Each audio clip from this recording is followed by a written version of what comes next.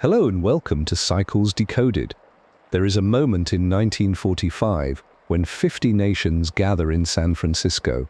The war has ended, cities lie in ruins, millions are dead, and in a grand hall overlooking the Pacific, delegates draft a charter that begins with words of breathtaking ambition. We, the peoples of the United Nations, determined to save succeeding generations from the scourge of war.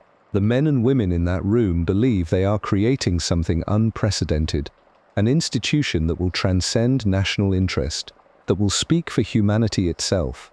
They are not naive, they know the challenges ahead, but they believe in the possibility of transformation. They believe that institutions, properly designed, can rise above the petty calculations of power and serve something greater. 78 years later, that same institution employs over 44,000 people across the globe. Its annual budget exceeds $3 billion. It has developed elaborate protocols for everything from parking assignments to coffee procurement. And when crises emerge, when genocides unfold or wars ignite, the institution often finds itself paralyzed, not by lack of ideals, but by the weight of its own procedures, by the need to protect relationships, by the instinct to preserve itself. This is not a story of failure. It is a story of transformation. The same transformation that has shaped institutions across centuries, across cultures, across every domain of human organization. Churches founded to serve the poor become vast bureaucracies managing property portfolios. Universities created to pursue truth become corporations protecting their brand. Movements born to challenge power become establishments defending their position. But why does this happen? Why do institutions that begin with genuine idealism, with real commitment to serving something beyond themselves, gradually turn inward? Why do they become more concerned with their own survival than their founding mission? The answer lies in a cycle as old as human organization itself. A pattern that reveals itself not in the grand pronouncements of mission statements, but in the quiet accumulations of daily decisions, in the slow drift from how do we serve our purpose to how do we protect what we've built. Please take a moment to like this video and subscribe to the channel. It helps these stories reach others who, like you, are seeking to understand the hidden patterns that shape the institutions around us during the quiet hours. I'm deeply curious where you're listening from tonight. Are you falling asleep in London, wondering about the organizations that govern your life? Settling in for the night in Singapore, reflecting on the institutions you've worked within? On a late shift in Sao Paulo, needing something thoughtful to accompany the quiet hours? There's something profound about knowing we're simultaneously exploring this ancient pattern together across the world. Share where you're from in the comments. It actually matters to me. And now, let the busy world outside fade away. Let your shoulders drop. There's nowhere you need to be right now except here, listening. What you're about to explore is a cycle that has shaped every institution you've ever encountered, and understanding it may help you see your own world with clearer eyes. Every institution begins with a problem that someone cannot ignore. In 1863, a Swiss businessman named Henri Dunant witnesses the aftermath of the Battle of Solferino. 40,000 casualties lie scattered across the Italian countryside. No organized medical care, no systematic relief. Dunant is horrified, but more than that, he is compelled to act. He organizes local villagers to tend the wounded, regardless of which side they fought for, and from this experience he envisions something revolutionary. An international organization dedicated to humanitarian relief in wartime. 5 years later, the International Committee of the Red Cross is born. Its mission is crystal clear. Its founding principles are elegant in their simplicity, neutrality, impartiality, the protection of human dignity in the midst of conflict. This is how institutions begin. Not with bureaucracy, but with clarity. Not with self-interest, but with purpose that transcends the personal. The founders see a gap between the world as it is and the world as it should be, and they believe that organized effort can bridge that gap. Max Weber, the German sociologist, called this the charismatic phase of institutional development. The energy comes from the vision itself. The mission is everything. Resources are scarce, so every decision is weighed against the core purpose. There is no room for activities that don't directly serve the goal, but institutions that survive face an inevitable challenge. Success brings growth, growth brings complexity, and complexity demands new kinds of decisions. Consider what happens to our Red Cross example. The organization succeeds in its early missions. Governments begin to recognize its legitimacy. Funding increases, the scope of operations expands. Suddenly, the institution needs permanent staff, standardized procedures, coordination between different national branches. It needs to manage relationships with governments, donors, other humanitarian organizations. Each of these developments is logical, each serves the mission in some way, but each also introduces new considerations that compete with the original purpose. The staff members who join the organization in its growth phase are often deeply committed to the mission, but they also have mortgages, families, career aspirations. They need the institution to provide stability, to continue existing so they can continue serving. Their commitment to the mission becomes intertwined with their investment in the institution itself. Weber observed that this creates what he called routinization. The spontaneous energy of the founding vision gets channeled into predictable systems. Rules replace inspiration. Procedures replace improvisation. The institution becomes more reliable, but also more rigid. This is not necessarily corruption. Often it represents genuine attempts to serve the mission more effectively. Standardized procedures can prevent mistakes. Clear hierarchies can improve coordination. Financial controls can ensure resources reach their intended destinations, but something subtle shifts in the decision-making process. Questions that once began with, "How do we serve our purpose?" increasingly begin with, "How do we maintain our capacity to serve our purpose?" The difference seems small, the implications are profound.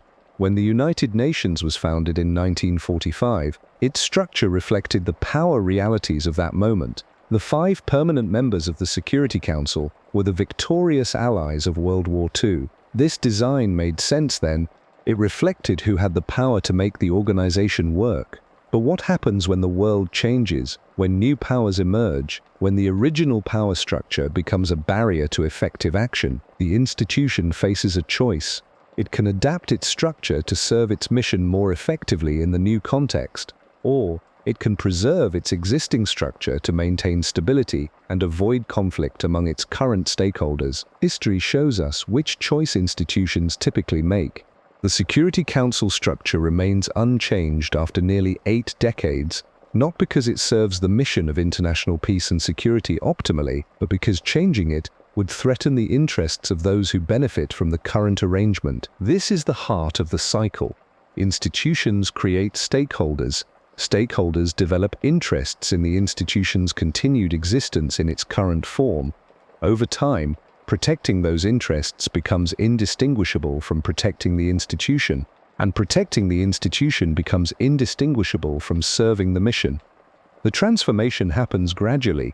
No one wakes up one morning and decides to prioritize institutional survival over mission effectiveness. Instead, each small decision seems reasonable in isolation.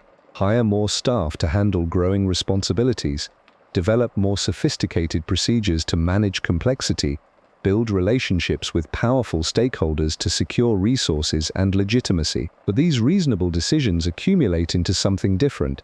The institution develops what organizational theorists call structural inertia. It becomes harder to change, not because change is impossible, but because change threatens the complex web of interests and relationships that now sustain the institution. Consider how this plays out in practice. A humanitarian organization discovers that a particular intervention strategy is more effective than their traditional approach. But the new strategy would require different skills, different partnerships, different organizational structures. Implementing it would mean letting go of established programs, retraining staff, potentially losing relationships with long-term donors who fund the old approach. The mission says, adapt to serve more effectively. The institution says, preserve what enables us to continue serving at all. The tension between these imperatives defines the cycle.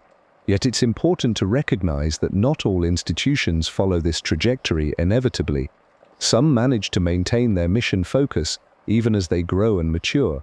They develop cultures of self-reflection, mechanisms for questioning their own assumptions, leadership structures that can navigate the tension between mission and maintenance. The difference often lies in how consciously institutions recognize and address this cycle. Those that acknowledge the natural drift toward self-protection can build safeguards against it.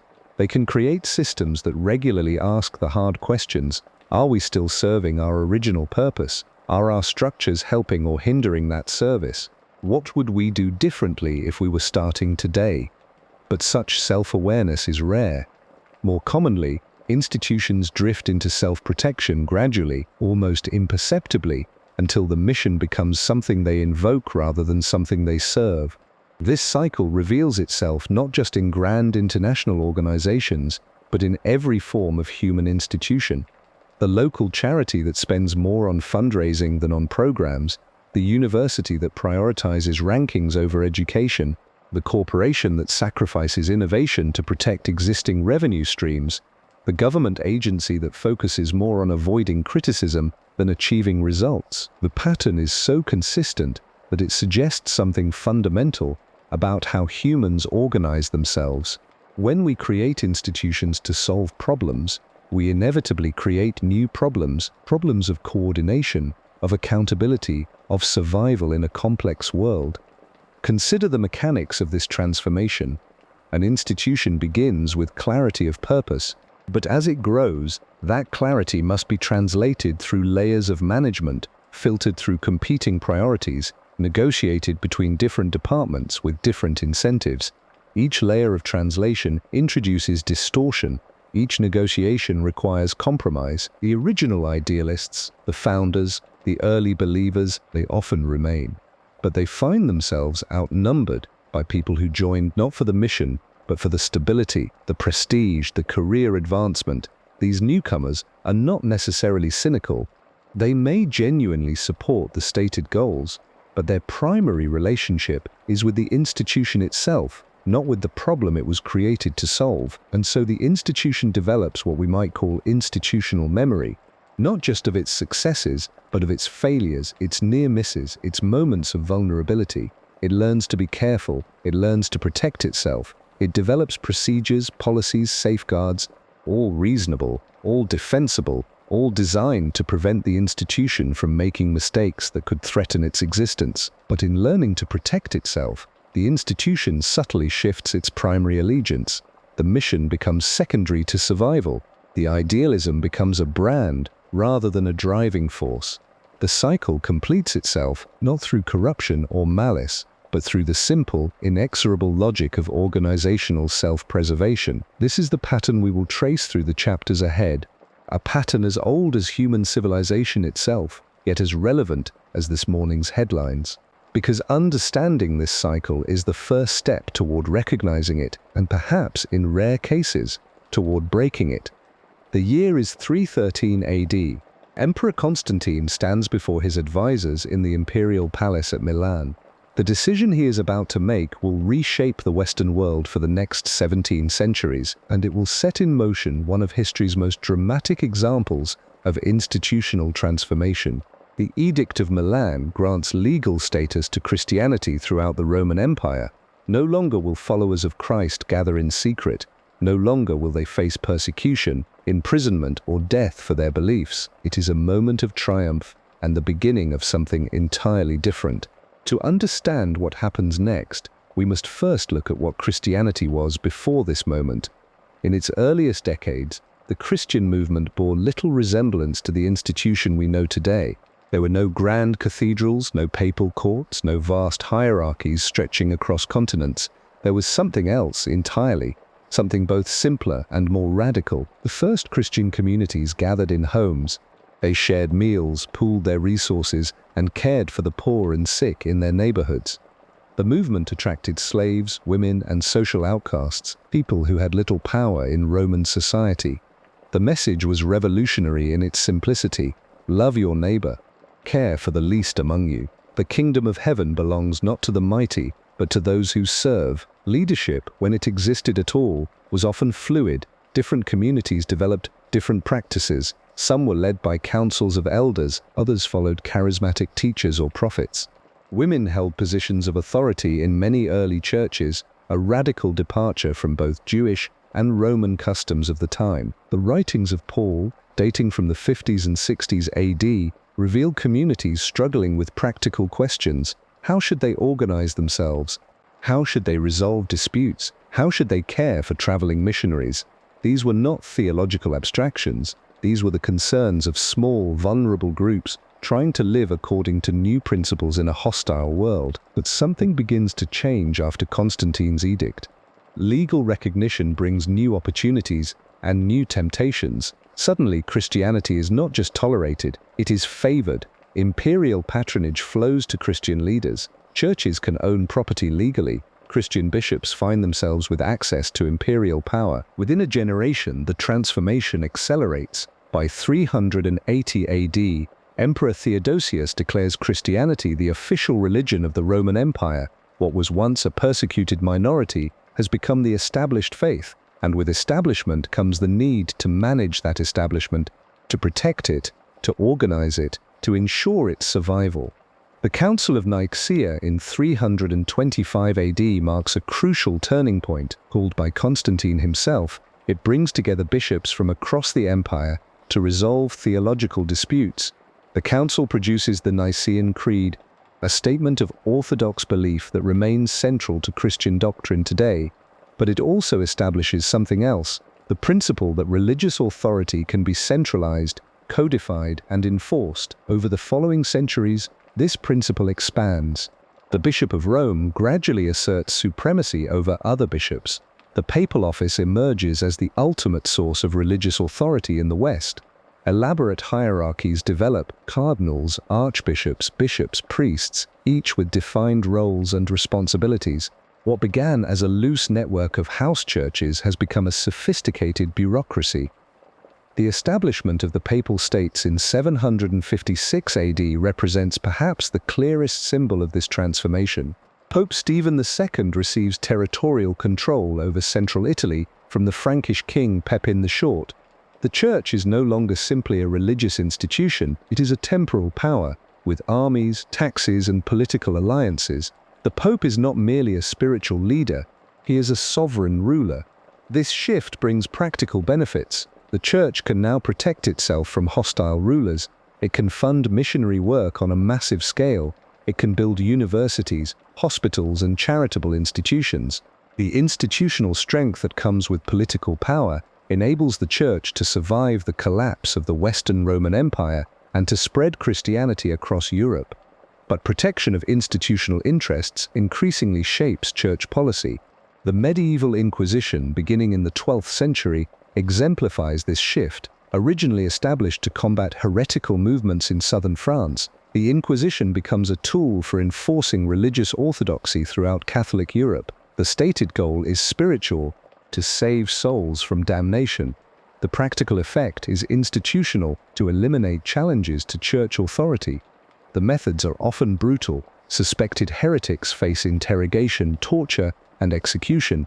Entire communities are destroyed. The Cathars of southern France, who practiced a form of Christianity that rejected church hierarchy, are virtually exterminated during the Albigensian Crusade of the early 13th century. The message is clear: deviation from approved doctrine will not be tolerated. Yet even as the Church consolidates its power, tensions emerge within the institution itself. Monastic movements like the Franciscans and Dominicans arise in the 13th century, calling for a return to apostolic poverty and simplicity. These reformers do not reject the Church, but they challenge its growing wealth and worldliness. Some, like Francis of Assisi, are eventually canonized. Others face persecution as heretics. The corruption that accompanies institutional power becomes increasingly visible by the late medieval period. The papal court at Avignon in the 14th century displays a level of luxury that scandalized many Christians. The sale of indulgences, payments that supposedly reduced time in purgatory, becomes a significant source of church revenue. High church offices are bought and sold like commodities. This corruption provides the catalyst for the most serious challenge the medieval church faces: the Protestant Reformation. When Martin Luther posts his 95 Theses in 1517, he initially seeks reform, not revolution. He wants the Church to return to its spiritual mission, to abandon practices that seem to prioritize institutional wealth over individual salvation. The Church's response reveals how deeply the protective instinct has taken hold. Rather than embracing reform, Church leaders double down on existing practices. The Council of Trent, convened between 1545 and 1563, reaffirms traditional doctrines and practices that Protestants have challenged. The Counter-Reformation becomes not just a spiritual renewal, but a campaign to preserve institutional authority. The Reformation succeeds in splitting Western Christianity permanently. Entire regions of Europe, Germany, Scandinavia, England, break away from papal authority. The universal church that once united medieval Europe fragments into competing denominations. The institution that sought to protect itself through rigid control discovers that excessive rigidity can be its own form of vulnerability. Yet the Catholic Church also demonstrates remarkable adaptability when survival requires it. The Second Vatican Council of the 1960s represents one of the most dramatic institutional reforms in church history. Mass is celebrated in local languages rather than Latin. The Church acknowledges the legitimacy of other Christian denominations. Dialogue with other faiths is encouraged rather than forbidden. These changes do not happen because church leaders suddenly rediscover their original mission, though some genuinely seek that. They happen because the church recognizes that its old methods of maintaining authority no longer work in the modern world. The institution adapts because adaptation becomes necessary for survival. This pattern, idealistic beginning, institutional consolidation, protective rigidity, adaptive reform, repeats throughout church history. Each cycle reveals the same fundamental tension. How does an institution remain true to its founding principles while also ensuring its own survival? How does it serve its mission while also protecting its ability to continue serving that mission? The Roman Catholic Church's journey from house churches to global institution illustrates both the possibilities and the dangers of this transformation.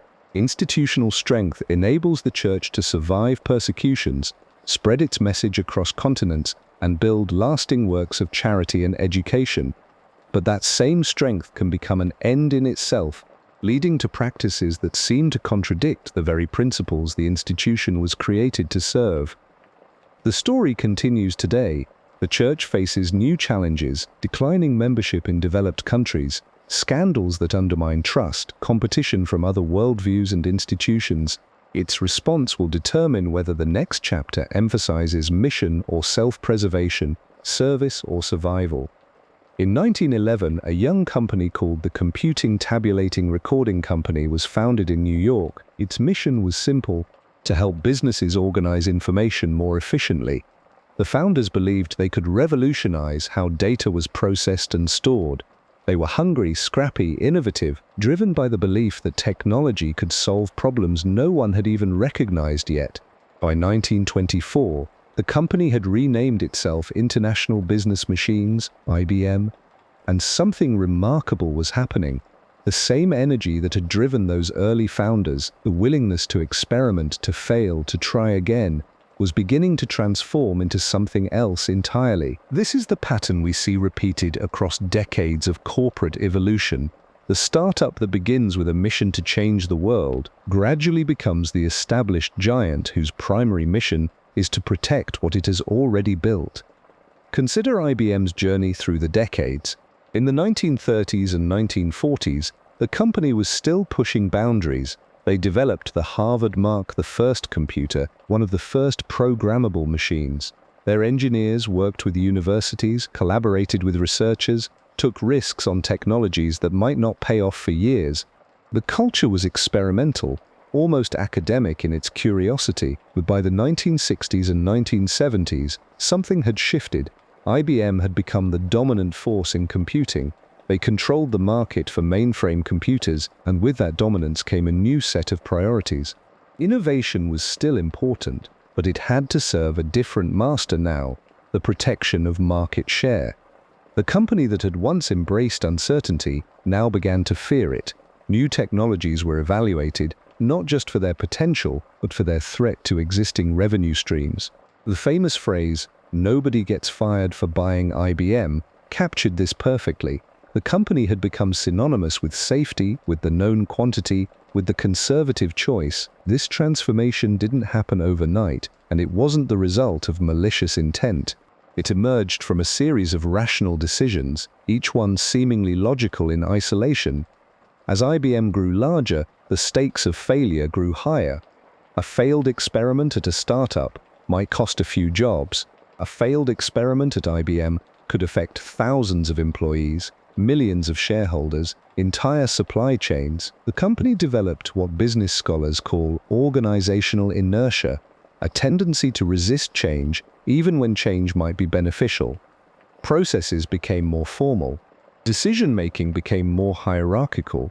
Risk assessment became more conservative. The very success that had made IBM powerful also made it cautious. And then came the personal computer revolution of the 1980s and 1990s, and IBM, despite having the resources and technical expertise to lead this transformation, found itself struggling to adapt. The company that had once defined the future of computing was now playing catch-up to smaller, more agile competitors. This same pattern plays out with remarkable consistency across industries and decades. Consider Facebook, now Meta, and its evolution from a Harvard dorm room project to a global conglomerate controlling billions of users' data and attention. In 2004, Mark Zuckerberg and his roommates launched the Facebook with a simple mission to connect college students. The platform was raw, experimental, constantly changing. New features appeared almost weekly. The team moved fast, broke things, iterated based on user feedback. The culture was defined by a willingness to experiment, to try ideas that might fail spectacularly. As Facebook expanded beyond college campuses, this experimental spirit initially remained intact. The company embraced the motto, "Move fast and break things." They launched features without extensive testing. They pivoted quickly when something didn't work. They maintained the startup mentality even as they grew, but growth brought new pressures. Investors demanded consistent returns. Regulators began asking questions about privacy and market power. Competitors emerged, requiring strategic responses. The company went public in 2012, and with that came quarterly earnings calls, shareholder expectations, and the constant pressure to demonstrate growth. By the late 2010s, Facebook had become something very different from its original incarnation. The company now employed tens of thousands of people, managed multiple platforms, controlled vast amounts of personal data, and wielded enormous influence over global communication and commerce. The "Move fast and break things" motto was quietly retired, replaced by "Move fast with stable infrastructure." The change in language was subtle, but it reflected a fundamental shift in priorities. The company could no longer afford to break things. Too much depended on their systems working reliably. This evolution brought benefits, certainly. Facebook's platforms became more stable, more secure, more capable of handling billions of users simultaneously. But something was lost in the process, the experimental spirit that had made the company innovative in the first place. The transformation becomes visible in how these companies handle new threats. IBM's response to the personal computer revolution was to try to control it, to channel it through their existing business model, rather than allowing it to disrupt their core operations. Facebook's response to new social platforms like TikTok has been to acquire potential competitors when possible or to copy their features when acquisition isn't feasible. These are rational strategies for protecting market position, but they represent a fundamental shift from the innovation-driven approach that made these companies successful initially. Yet this pattern is not inevitable, and some companies have found ways to resist it, at least partially. Google, now Alphabet, has maintained certain practices designed to preserve innovative thinking, even as the company has grown massive. Their famous 20% time policy, allowing employees to spend 1 day per week on personal projects, has produced innovations like Gmail and Google News. But even Google's approach reveals the tension inherent in this challenge. The 20% time policy has been quietly scaled back in recent years as the company faces increasing pressure to focus resources on core business objectives. The innovative projects that emerge from 20% time are now more likely to be evaluated based on their potential contribution to existing product lines. This suggests that the shift from innovation to self-protection may be less about corporate culture and more about structural pressures that come with size and market position.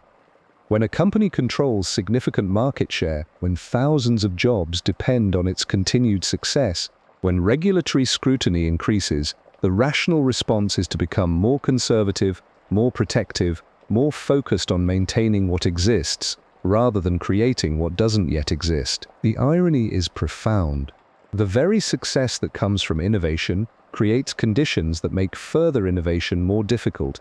The startup that succeeds in disrupting an industry eventually becomes the established player that new startups seek to disrupt. This cycle plays out across industries, from technology to retail to manufacturing. The innovative energy that creates market leaders gradually transforms into the conservative instinct that protects market position, and in that transformation, something essential is often lost: the willingness to risk everything in pursuit of something better. The pattern reveals itself not in dramatic moments of corporate betrayal, but in thousands of small decisions that prioritize safety over possibility, protection over progress, the known over the unknown. Each decision makes sense individually, but collectively, they transform the innovative startup into the self-protective giant.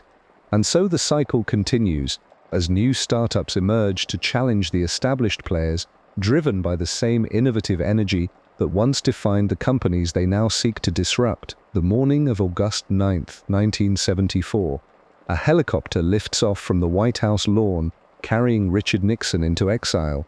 Below, the building that had consumed him stands unchanged.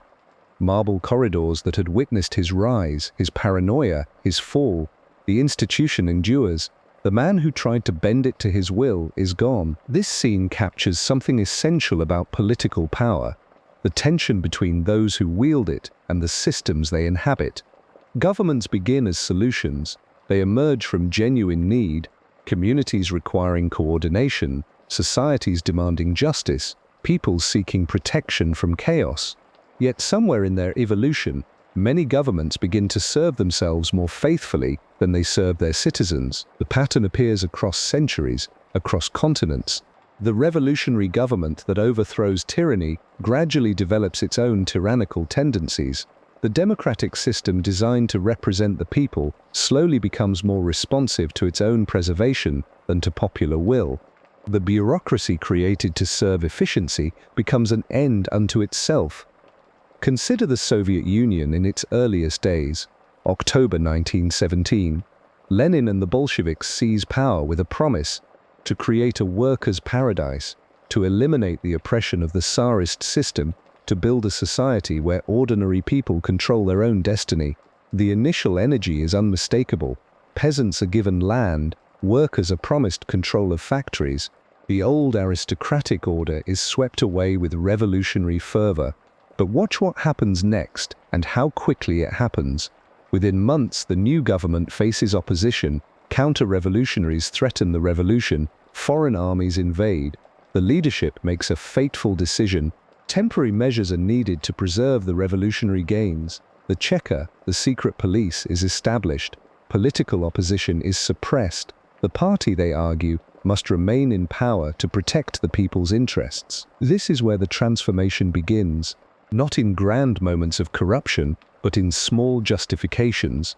Each emergency measure becomes precedent for the next. Each restriction of freedom is framed as protection of the revolution. The party that came to power to serve the workers gradually becomes a class unto itself, with its own privileges, its own interests, its own reasons for maintaining control. By the 1930s, under Stalin, the Soviet system has completed its metamorphosis. The workers' paradise has become a surveillance state. The party that promised to eliminate oppression has created new forms of it. Millions die in forced collectivization. millions more disappear into the gulag. The government that began as the people's champion has become their master, yet the rhetoric never changes. Every policy is still justified as serving the people. Every restriction is framed as protecting the revolution. The institution has learned to speak the language of its original ideals while pursuing entirely different ends. This is perhaps the most insidious aspect of institutional drift, the way organizations can maintain their founding vocabulary long after abandoning their founding purposes. The Soviet example is extreme, but the underlying dynamic appears in democratic systems as well, though in subtler forms. Take the growth of American federal bureaucracy in the 20th century. Much of it began with noble intentions. The New Deal agencies were created to address genuine suffering during the Great Depression. Social Security emerged to protect the elderly from poverty. Environmental agencies formed to address real threats to public health. But observe what happens as these institutions mature. They develop their own constituencies, not just the people they serve, but the people they employ. Career civil servants who depend on the agency's continued existence and expansion, contractors who profit from government programs, politicians who build careers on defending particular bureaucracies. Each group has rational reasons for supporting institutional growth. The civil servant wants job security, the contractor wants continued business, the politician wants to claim credit for helping constituents. None of them explicitly opposes the public interest, yet their combined effect can be to perpetuate programs long after their original justification has disappeared. This creates what economists call the iron triangle, the alliance between bureaucrats, contractors, and politicians that sustains government programs regardless of their effectiveness. Each side of the triangle benefits from the program's continuation. The public, dispersed and often unaware of specific programs, lacks the concentrated interest to oppose them. The result is institutional immortality. Government agencies once created rarely disappear. Programs once established rarely end. Bureaucracies grow but seldom shrink. The institution develops an immune system against reform, not through conscious conspiracy, but through the accumulated self-interest of all who depend on its existence. Watergate reveals another dimension of this pattern, the way political power can corrupt even within democratic systems designed to prevent such corruption. Nixon's presidency began with genuine policy achievements: the Environmental Protection Agency, opening relations with China, progress on arms control with the Soviet Union. But Nixon also brought to office a deep paranoia about his enemies and a willingness to use government power against them. The break-in at the Democratic National Committee headquarters was just one element of a broader pattern. The administration used the IRS to harass political opponents. It created enemies lists. It employed government resources for partisan political purposes. The cover-up that followed reveals how institutions can become complicit in their own corruption. White House staff who knew better chose loyalty over law. Justice Department officials who should have pursued the truth instead protected the president. The very systems designed to check executive power were compromised by those operating them. Yet Watergate also demonstrates the resilience of democratic institutions when they function properly. Congress investigated. Courts ruled against executive privilege. The press pursued the story despite enormous pressure. Eventually, the system worked, but only because enough people within it chose institutional integrity over personal loyalty. This tension between institutional self-preservation and public service appears in different forms across political systems. In parliamentary democracies, political parties that begin as movements for change gradually become focused on electoral survival. In authoritarian systems, revolutionary governments become conservative defenders of their own privilege. In federal systems, different levels of government compete for resources and authority. The pattern is not inevitable, but it is common. Institutions created to solve problems develop their own problems. Organizations designed to serve the public begin serving themselves. The challenge is recognizing when this drift occurs and creating mechanisms to correct it. Democratic processes can provide such correction, but only when they function effectively. Competitive elections can remove leaders who prioritize self-preservation over public service. Free press can expose institutional failures, civil society organizations can advocate for reform, courts can enforce constitutional limits on government power. But these corrective mechanisms require constant vigilance. They depend on citizens who remain engaged, journalists who investigate rather than merely report, and politicians who occasionally choose principle over expediency. When these elements weaken, the drift toward institutional self-interest accelerates. The story of government institutions is ultimately the story of human nature operating within organizational constraints. People are capable of both noble service and selfish ambition. Institutions can channel these impulses toward public good, or they can amplify the worst tendencies. The difference often lies in the details, the specific rules, incentives, and accountability mechanisms that shape behavior within the system. Understanding this pattern does not lead to cynicism about government, but to realism about its tendencies.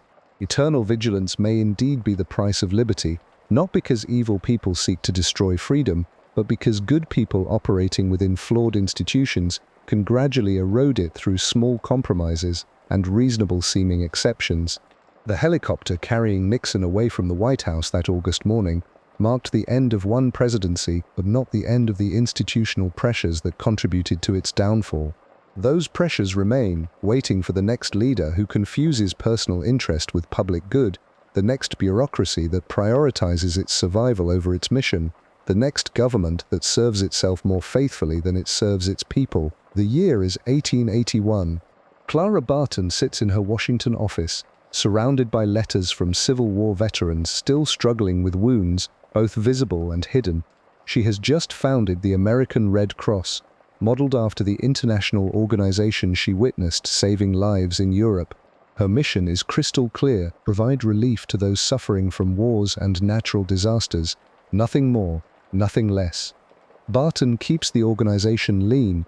She personally oversees every major decision. When disasters strike, the Red Cross responds with medical supplies, food, and shelter. The focus is immediate, tangible relief.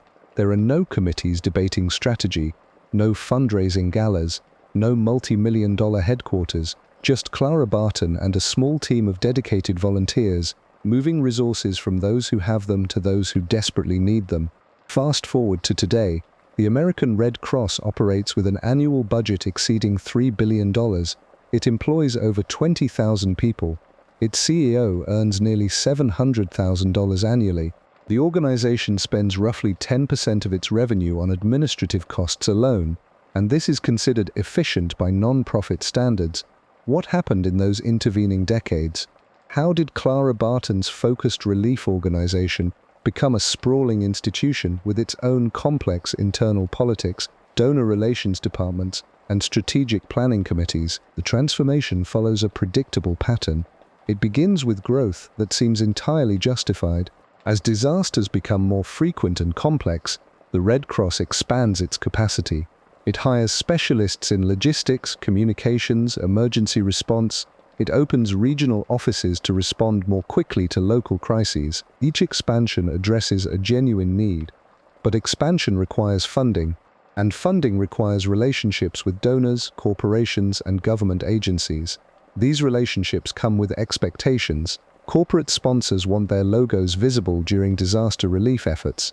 Government contracts include reporting requirements and compliance standards. Major donors have opinions about which disasters deserve priority.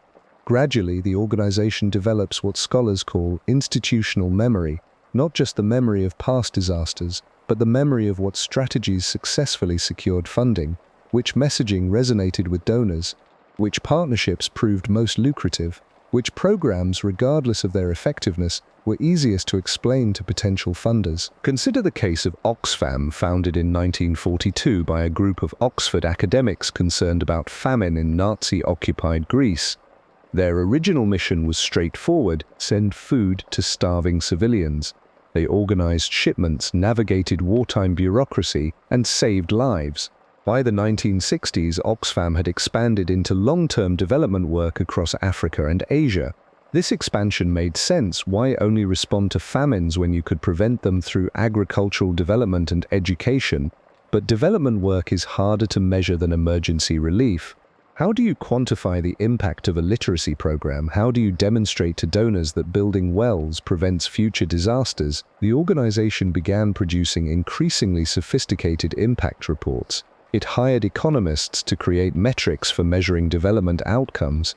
It established partnerships with universities to conduct research on poverty reduction.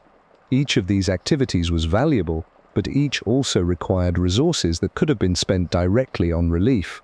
More significantly, Oxfam found itself competing with other development organizations for the same pool of donor funding.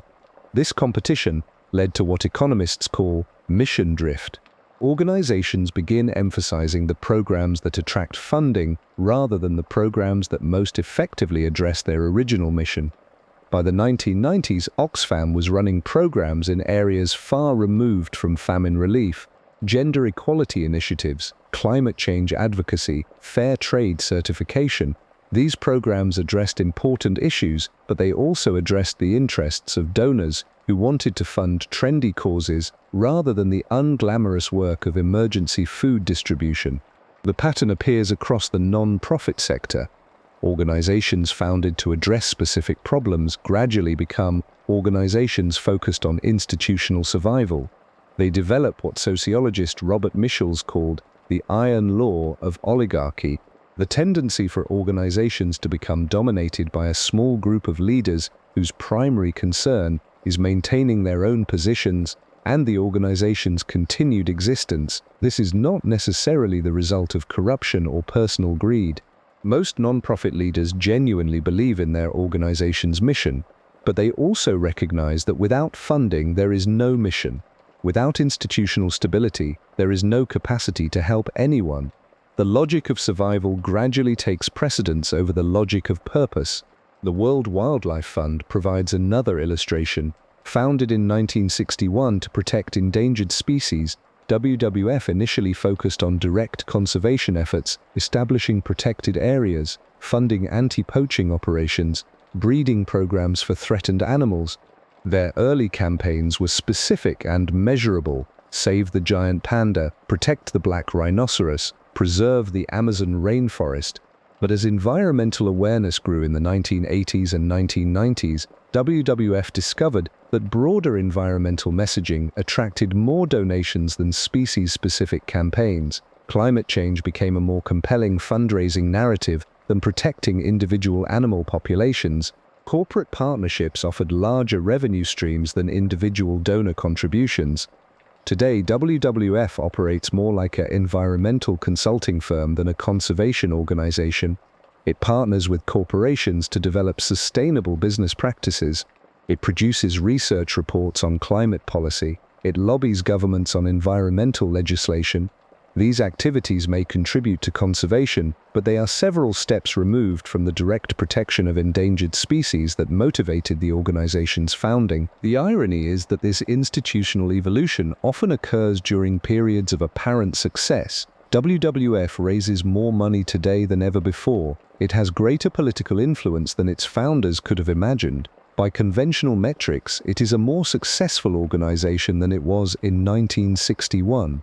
Yet many conservation biologists argue that species extinction rates have accelerated during WWF's period of greatest institutional growth. The organization has become more sophisticated at managing its own operations than at achieving its stated mission. This pattern is not inevitable. Some organizations successfully resist mission drift through deliberate structural choices. Doctors Without Borders, for example, maintains strict independence from government funding to avoid political influence over its medical missions. It regularly turns down donations that come with conditions that would compromise its ability to provide medical care in conflict zones. The organization deliberately keeps its administrative structure lean and decentralized. Major decisions about where to deploy medical teams are made by doctors in the field, not by fundraising executives in headquarters. This structure sacrifices some efficiency and growth potential, but it preserves the organization's core mission. Similarly, some organizations undergo periodic mission renewal processes. They deliberately step back from institutional growth to reassess whether their current activities align with their founding purpose. The Nature Conservancy, after facing criticism for partnerships with corporations that were simultaneously funding anti-environmental lobbying, restructured its operations to focus more directly on land conservation and less on corporate consulting. But these examples are exceptions. The more common pattern is gradual drift from mission to institution, from purpose to survival, from idealism to self-protection. The cycle completes itself when organizations that were founded to solve problems become problems themselves, consuming resources that could address the issues they were created to tackle. The transformation is rarely dramatic. There is no moment when leaders consciously decide to abandon their mission. Instead, there are thousands of small decisions, each of which seems reasonable in isolation. Hire a professional fundraiser to increase donations, establish a board of directors to provide governance oversight, develop strategic partnerships to expand impact, create performance metrics to demonstrate effectiveness. Each decision moves the organization one step further from its original simplicity and clarity of purpose. Each decision creates new constituencies within the organization whose interests may not align perfectly with the founding mission. The fundraiser needs to keep raising funds. The board members want to see growth and professionalism. The strategic partners have their own agendas. Over time, these internal constituencies become more influential than the external beneficiaries the organization was created to serve. The homeless shelter becomes more responsive to donor preferences than to homeless individuals. The environmental organization becomes more concerned with maintaining its reputation than with environmental outcomes. This is the final stage of the cycle. The organization that began as a solution becomes part of the problem it was meant to solve, not through malice or corruption, but through the inexorable logic of institutional survival in a competitive environment. The cycle reveals something profound about human systems and the tension between idealism and pragmatism. Organizations are created by people who see problems clearly and want to fix them. But organizations once created develop their own needs. They need funding, they need staff, they need legitimacy, they need to survive. And survival, it turns out, requires different skills than problem solving. It requires political awareness, relationship management, brand protection, the ability to navigate complex stakeholder relationships even when those relationships pull the organization away from its original mission. Consider what happens to the passionate founder who started the literacy program. 5 years in, she spends most of her time in donor meetings and grant applications. She's become skilled at explaining why the program matters, but she rarely teaches anyone to read anymore. The organization has grown, but has it grown toward its mission or away from it? The most troubling aspect of this cycle is how invisible it becomes to those inside it. Each small compromise feels reasonable. Each shift in priority seems justified by circumstances. The staff genuinely believes they're serving the mission, even as the mission quietly transforms to serve the institution. This is not a story of good people becoming bad. It's a story of good people adapting to institutional pressures they didn't fully anticipate. The cycle doesn't require villains, it only requires the basic human need to survive and succeed within the systems we create, and so the pattern completes itself. The idealistic organization becomes the cautious institution. The solution becomes part of the problem. The cycle that began with hope ends with the very dynamics it was meant to overcome. Yet understanding this cycle offers something valuable, not cynicism about all institutions, but clarity about the forces that shape them, because once we see the pattern, we might find ways to interrupt it.